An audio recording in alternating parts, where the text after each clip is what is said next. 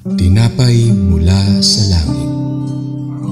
A daily morning devotion with CRC Family.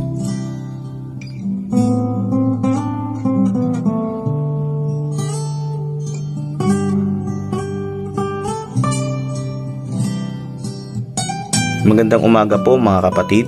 Samahan niyo po kami sa ating programang Tinapay mula sa Langit, ang pang-araw-araw nating devotion sa salita ng Diyos. Bago po tayo magsimula, samahan niyo po muna ako sa isang panalangin. Mapagpalang Ama sa Langit, salamat po sa panibagong araw na pinagkaloob niyo sa amin. Salamat sa walang hanggang pag-ibig at awa na patuloy niyong pinaparana sa amin, sa biyaya na aming natatanggap. Panginoon, dalangin po namin na patuloy niyong linisin ang aming mga puso at ang kapatawaran sa aming mga kasalanan, sa mga maling nagawa namin, intentional man o hindi. Dalangin ko po na sa umagang ito, kami ay patuloy niyong samahan sa pagninilay ng inyong salita. Bigyan niyo nawa kami lubos na kaunawaan sa mga ito upang malaman namin ang kalooban mo. Muli, Panginoon, pinupuri ka namin at pinasasalamatan sa iyong kadakilaan at kabutihan sa amin. Maluwalhati ka, O Diyos. Ito ay aming dalangin sa tanging pangalan mo, Panginoon Yesus. Amen. Ang ating devotion ngayong umaga ay matatagpuan sa Joshua chapter 4, verse 19 and 20, na may pamagat na, "The stones are set up as a memorial in Gilgal." Basahin po natin, "On the 10th day of the first month, the people went up from the Jordan and camped at Gilgal on the eastern border of Jericho. And Joshua set up at Gilgal the 12 stones they had taken out of the Jordan." Ang ating pong binasa ay isang maikling bahagi lamang ng kasaysayan ng Israel, ngunit puno ng kahulugan,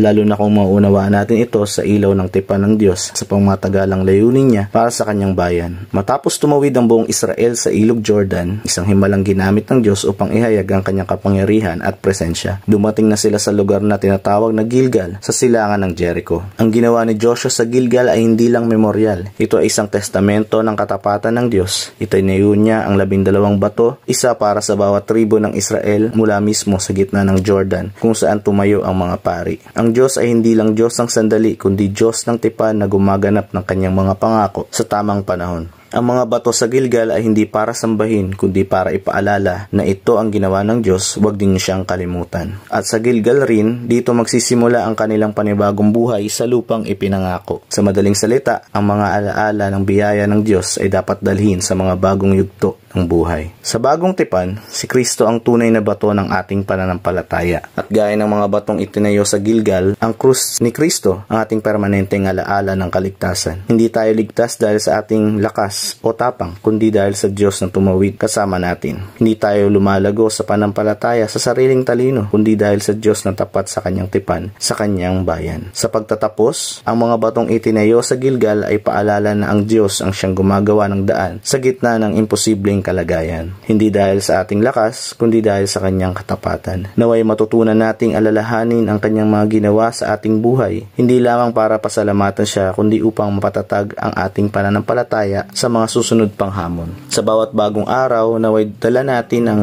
paalalang ito. Tapat ang Diyos noon, tapat siya ngayon, at tapat siya magpakailanman. Magandang umaga po at pagpalain tayong lahat ng ating Panginoon. Sa ating pagtatapos, samahan niyo po muli ako sa panalangin. Panginoon, maraming salamat po sa mga dakilang bagay na iyong ginawa dito sa lupa, maging sa aming mga buhay, na siyang nagpapaalala sa amin na ikaw ang dahilan ng lahat ng mabuting bagay na tatamasa namin, maging ang kaligtasan na iyong pinagkaloob sa pamamagitan ng iyong anak na si Jesus. Salamat po, Ama, sa mga pangako na binigay niyo sa amin na inyong tinutupad mula noon hanggang ngayon. Tunay na ikaw ay tapat kailan paman. Kaya sa umagang ito, patuloy ka namin pinupuri at pinasasalamatan. Dalangin po namin na pagsama niyo po sa amin sa maghapon na ito. Bigyan niyo nawa kami ng kalakasan at karunungan at maging katatagan sa mga pagsubok na aming haharapin sa buhay.